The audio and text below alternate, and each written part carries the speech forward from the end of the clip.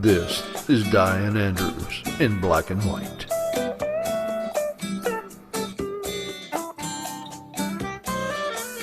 The issues you don't want to talk about. The arts and entertainment you need to know.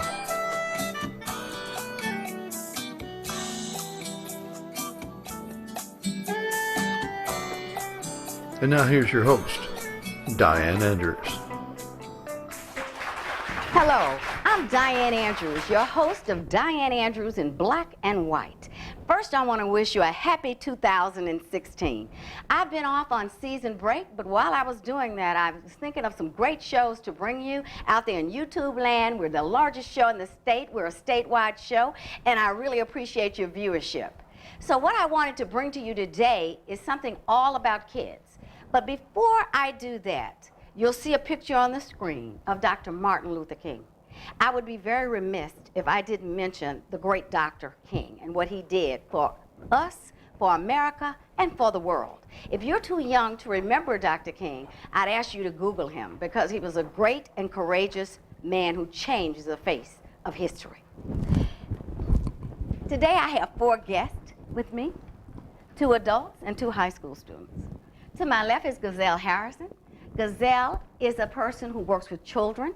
She has 2 degrees, a bachelor's from Southern University in child development, and she also has a master's from Southern University in sociology. She's a screenwriter, and she has written 2 books. She's an author, but today we're going to talk about her work with CASA and her work with children and development of children. We want to keynote some of those programs because that's what this show is about. But one thing I do want to mention, she's doing a celebration of women on March 6th in Baton Rouge, Louisiana. I'm one of the sponsors and I'm one of the speakers, so I'd ask all my audience to please Google that and find out and come down and visit with her and us the week, March 6th. To my right, I have Charmaine Parker Lewis, who is an award-winning screenplay writer. She's written done music videos, she's written one-page scripts, she's written large scripts. She did something to change her life in 2006. She worked for United Parcel Service. She was happy, she had a good job, she had a stable life. But when something tells you to follow your passion, and when God is sending you a message of something that you should do, you better follow it. And that's what she's done. And again, since then, she's an award-winning journalist. Both these ladies are in the education system. She works in New Iberia and Iberia Parish. She has 2 high school students with her today that she's going to introduce that work in the Fearless Generation Filmmaker with her. They're making a play. We're doing a play, Bayou Renaissance, where I think I'm supposed to play the diva. Is that a diva witch or is that a diva nice woman?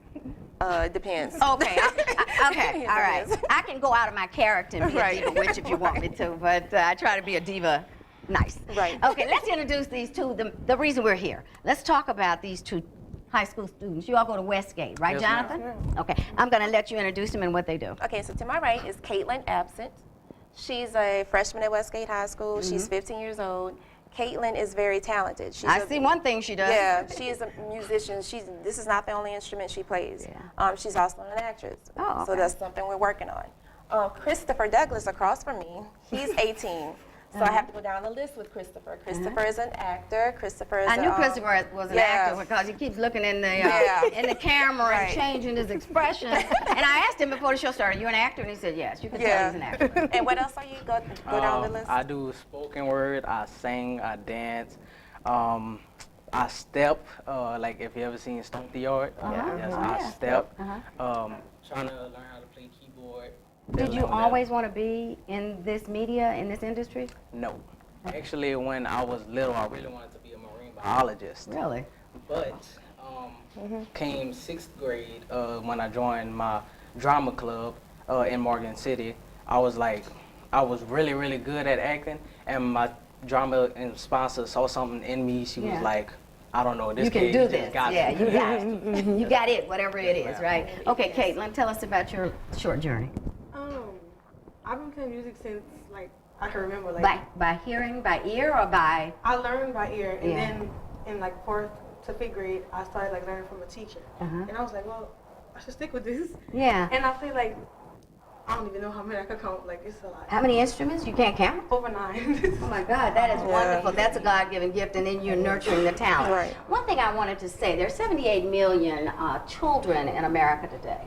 20% of children in America go to bed hungry. They don't have enough food to eat in this great country of the United States of America. In fact, I did a show on homeless. And all my shows go to YouTube for you people if you want to check back to some of the other shows I've done. But out of that 78 million, America's about 375 million people. Out of the 78 million children that we have in the world today, 54% grow up in what they call a non-traditional environment. Only 46% grow up with heterogeneous parents, which means different sex. Some kids are in the foster system, which in America now has 415,000 children in the foster system. So needless to say, we've got a lot of work to do in America to try to help our children, and that's why I started this series. I do put my shows in series out on YouTube where if you want to see everything on ISIS, if you want to see Black, White, Blue Lives Matter, if you want to see how to beat addictions, it may be 3 or 4 shows or more in that series. This is a new series I started last year. At the end of the year, I started the Entrepreneurial series. But this year I wanted to do something all about kids. So you're going to see more shows coming in and coming up on all about children. So tell us what you did at CASA. Wow, I tell you, my experience with CASA was amazing. I had Court-appointed special advocate. Right, court-appointed special advocate. And what I was is I was a voice for the children. You go in and I spoke in behalf of what is in the best interest of the child. Okay, and the great. How did you determine what was the best interest? Well, there was a certain segment of time that I would spend with the child, spending time with the child's parent, as well as the foster parent that the child was in. Can you give me a percentage, Gazelle, of how many of those children had 2 parents that were interested in them in the home? Well, very, very, very low percentage. Because 60% of all black children grow up with only one parent, and it's usually the mother, growing up in a matriarchic society. That is very, very true. One of the things that I found once I got into working with CASA was that I think the most painful part about it was that often the abuse and the neglect that the children were facing came from their own parent. Right.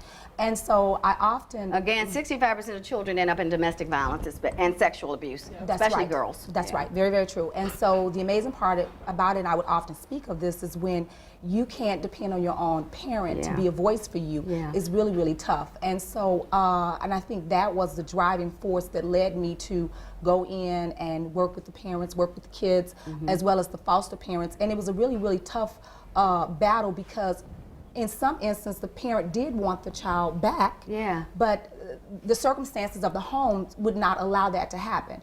And as time goes on, you begin to develop a relationship with the parent, the foster parent, but at the same token, my mission and goal was the child, first and foremost. And that's sometimes it gets a little blurred lines as thick things. Exactly, lines, exactly. And you know, to write up a case to say that, you know what, in my eyesight, the child would not be in the best, it would not be in the best interest for the child to go back with the parent. It's a hard thing because at the end of the day, that's what CASA and every family wants, is for that child to be in that home. But if it's not in the best interest, it's just not. What about the foster system? And then I'm going to come over to you, Charmaine.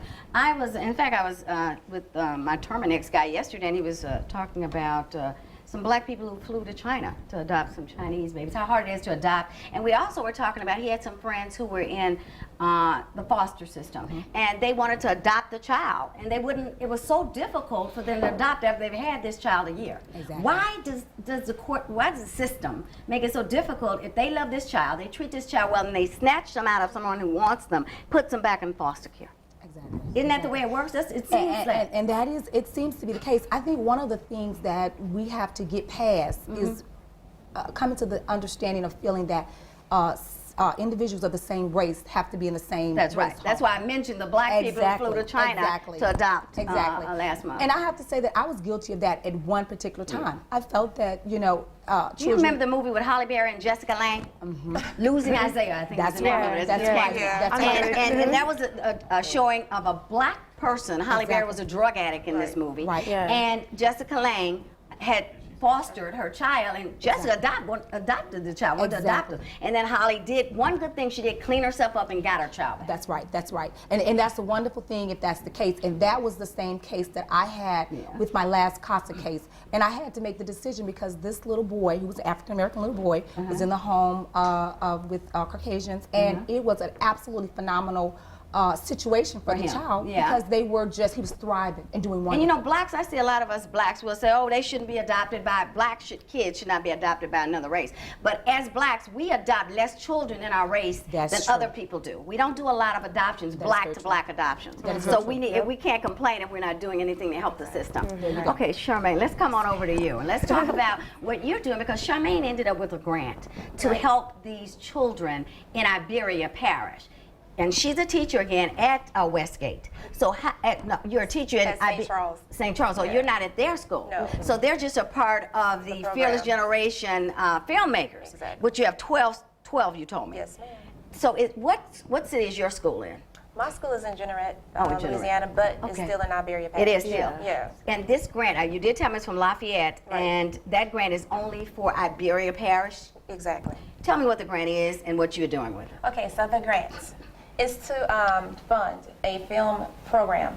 That's it. When you make films, when it comes to movies, you need every element. That's writing, that's camera, that's sound, that's I've written a even screenplay music. myself. Right. You've written 2 books. And you need music to make a movie. So I can have a script, words, I can have my actors, but if there's no music to go with it, then it means it doesn't move the movie. Right. So that's why, you know what, we're going to do a film program, and we're going to put every talent that we have in New Iberia in this program that want to be a part of it. So not Let me only ask you this: do you both come from 2-parent households? No. No. Neither one. I come one. Your mother? I do You that. live with your grandmother? Yeah. You live with your grandmother? I live with my mother. You live with your mother? Yes, ma'am. I don't live with my mother anymore.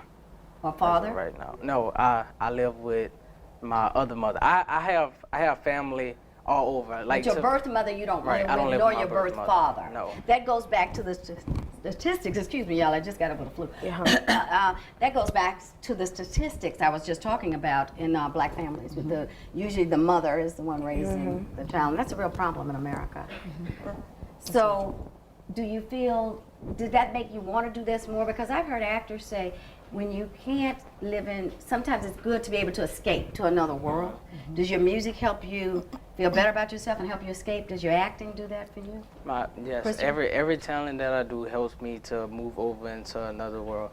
But then again, still at the same time, you know, it's just I got support from so many other different people. very So lucky. I don't, He's blessed. I don't Yeah. really Yes, need, very. you know, Right. just my birth mother. I don't really just need her. I have everybody that got Need my and back. want are two different things. it is. Let's hear a little more, Charmaine, about it. I'm going to let you play a little bit. Okay. So, the thing about New Iberia, and the reason why I wanted to start a film program, in that particular town, I don't know of any, I haven't heard of any programs to give them exposure to the arts. It's a wonderful thing. There's nothing down, not even in the schools, unless you're in a gifted program, Right. there's nothing for them. And there's so many talented kids, and you'll see that in the program. Yeah. But this is something just to nurture them, something that God has already given them, Right. and we're just nurturing But them. that's what you it. have to do. God gives us many talents. Right. And we have to feed them and Right. water them, Right. nourish them for them to be what they're really supposed to be. Right. You came to do what God wanted you to do. I'm Exactly. stepping out doing what God wanted me to do. You're doing what God wanted you to do. And our passions are writing and speaking, and me also doing a television Yeah. show. We're going to be right back. Come on back so you can hear Caitlin play this instrument over here to Dianne Andrews in black and white.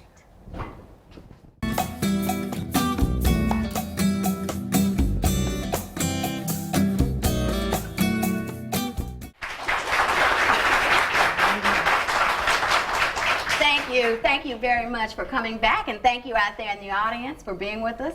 I promised you that you're going to hear Caitlin play her instrument, and then we're going to do a spoken word with Christopher after she plays. And I have a frog in my throat. I just got over the flu. I told you, so if I sound crazy, I'm sorry.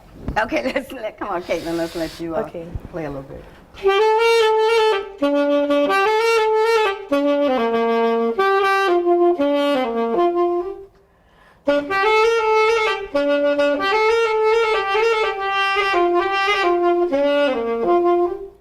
That's beautiful. Well, you can tell what it was, right? Yeah. You knew what it was. Yeah, Whitney Houston. Yeah. Was that 30 seconds? It weren't so quick. Okay.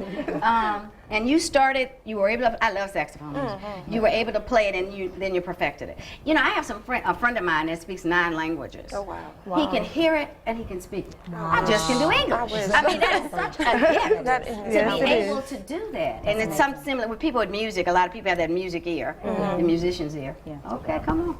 Come on with it. You stand up. This is called It Don't Faze Me.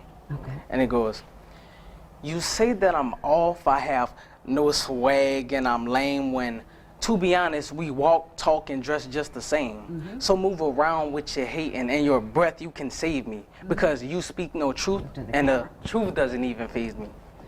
I ain't Kevin Hart, so don't laugh at my pain. You could say it with your chest, but it'll sound just the same how I'm a non-factor or a lame, or even a midget nerd. But I can guarantee you any day that a midget can be heard. That's just a little bit of it. Did you write that? Oh, I know Oh my it. God, that's beautiful. I wrote that when I was, They're talented. I wrote that poem when I was 15. You wrote that when you were 15. How old are you now? I'm 18. And you're? 15. You're 15. I know one of y'all was 15. Yeah, Okay. yeah. So tell us about, have they done one film, or Bio Renaissance will be your first film with this group? So Bayou Renaissance will be our very first production as filmmakers. That's me thinking about Harlem Renaissance. Do we have a date for that so we can tell people? March 26th is the date. How can they find out? Will you have a website? March 26th, the website is in progress. It will be up soon. We do have a Facebook page, Fearless Generation Filmmakers, that people can go to, and that information to be on there. But March 26th, 3 o'clock, Westgate High in New Iberia, Louisiana. So we have Bailey. How much are your tickets? The tickets are $5. If you go online, they're $7. I think we all can afford that, and from just a representative of these two, I think it's going to be a great, and I'm going to be there. So you can see me be the diva. And I'm only mentioning some names real quick. Sure.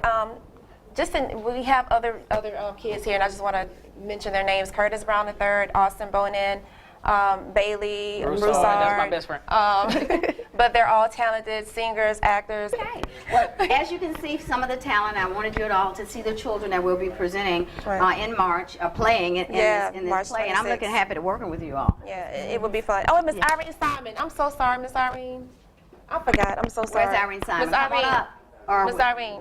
if she doesn't have to, we don't have time now. Yeah. Okay. All right. Gazelle, tell us some more things that you've done also. And oh, is this Miss Simon? Yeah, sorry, that's Miss Simon. Irene. Okay. Well, basically, and let me just say this right here, and we're also having an event, which you're I participating mentioned in. it when I came in March 6th. Exactly, Right, March right. 6th, whatever. Celebration of A Women. celebration of women, whatever. Which Where is that? It's going to be at the Belle of Baton Rouge. Agassi Hotel, and so it'll be there March 6th from 11 till 3.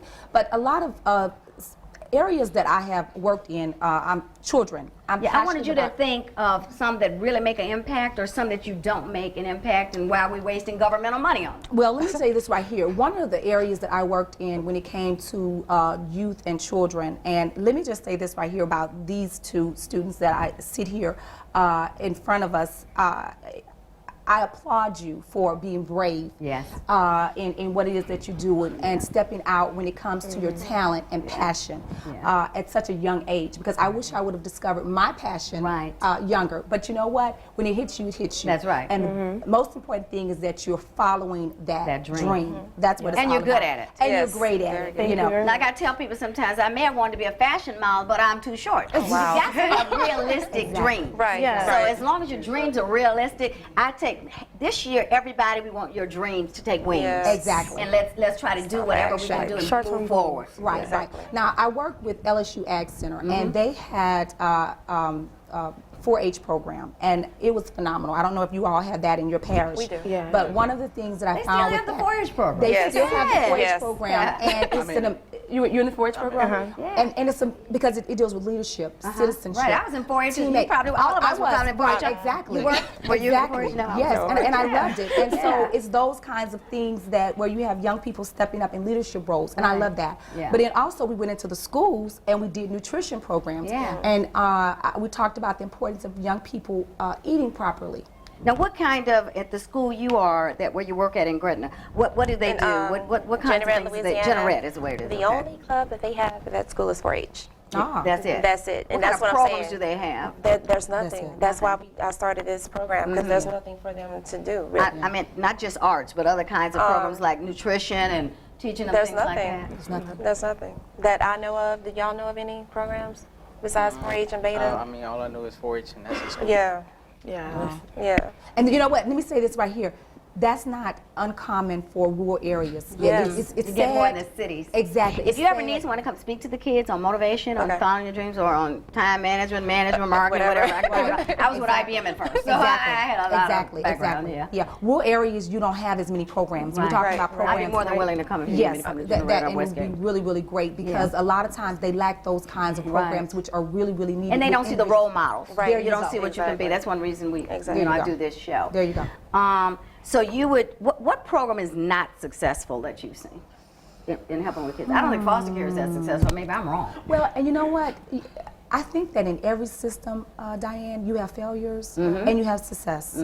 I have to say with the program, the children that I worked with when I was a part of CASA, one was adopted into the foster parent adopted the little. He did get it through. He did Yes, get the it adoption. happened. through. Yes, Thank goodness. they did. They adopted the little boy. His name was Cameron, and the amazing part about it was that he was always in the home of the foster parent from birth. Really? Yes, from birth. How old was he when they adopted When him? they adopted him, he was about 3 years old. 4 years old, somewhere within that age range. Okay, and he had always been there. Was this with in them. Baton Rouge? This was in Baton Rouge, yes. And then I remember another case where the child was put back in the home with the parent. And so I think every programs, you often have those times where the system fails or the Right. program fails, Right. Yeah. but then you also have those successes. And so that's one of the things I have to say with when I work with CASA was that I have an opportunity firsthand to see how individuals like myself would go in and work very, very hard in order to try and find out what was best for the child. Well, I want to do a show on foster care because, and I agree, in life, success, failure, but you have to look at the overall magnitude of the impact of the program. What I've heard, and this could be wrong, but from foster parents, that in the foster care system, sometimes a lot of them are put in bad homes, and a lot of That people is may true. have Yeah. 4, 3, 4, 5 children. It's just about That the is money. true. They get paid Exactly. to take in a foster. Do you know how much? They amount they get paid a tremendous amount of Yeah, money. that's what I heard, And let me read. just say this right here, and I've often been fighting against that because Yes. I'm wearing two hats here. Right. I'm also on the board for grandparents raising grandchildren. Right. Louisiana is third in the nation with the number of grandparents who are raising their grandchildren.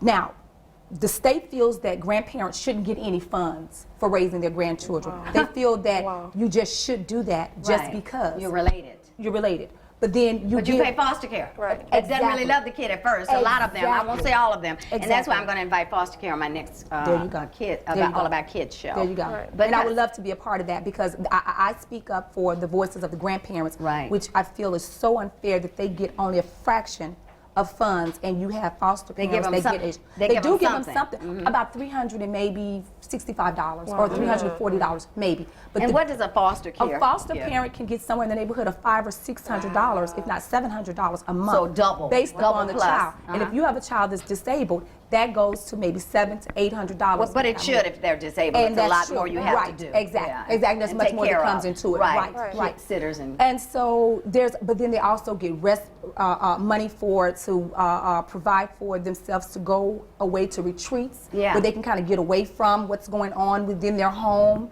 There's a lot of And perks. is there a limit of how many children? I know one lady, she had like 3 or 4 foster They can children. have more than that, yeah. But I don't know what the limit is, but there is a limit. It should be. But it is a tremendous amount of money that they Yeah, can so receive. if you got like 4 kids and you're getting $700, that's $2,800 a month. That's right. Wow. That's right. That's Yeah. right. And then you look at maybe And like the person food that I stamps. happen to know, I know was doing it for the money, not And- out of the and- goodness or the Exactly. love for That's the what- children. And you do have that. Well, that's why as a CASA But advocate, they don't- that's where we go into the Let me home. ask you this. Okay, in between foster homes, where do they go? Where do the children stay?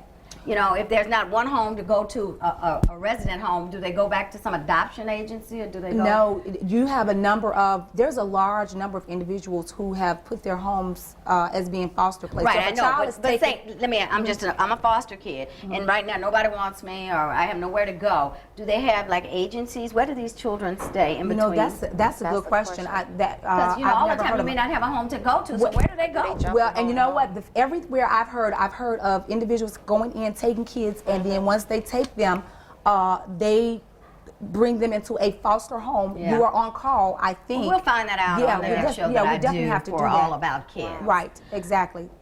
I want to get you all's perspective. How have you enjoyed being on the show, Caitlin? I love it. And I don't even need to ask you. Right. But you can express it. Speechless. For the first time in his life, he's speechless. He's a performer. He really is, and I know. I do, when the Katrina kids were here, I did an art contest for them, and this is some of the work that they did. And I do a motivational calendar. I do motivational speaking. This is the calendar I do every year. This is my 2016 calendar, and this is some artwork that the kids did.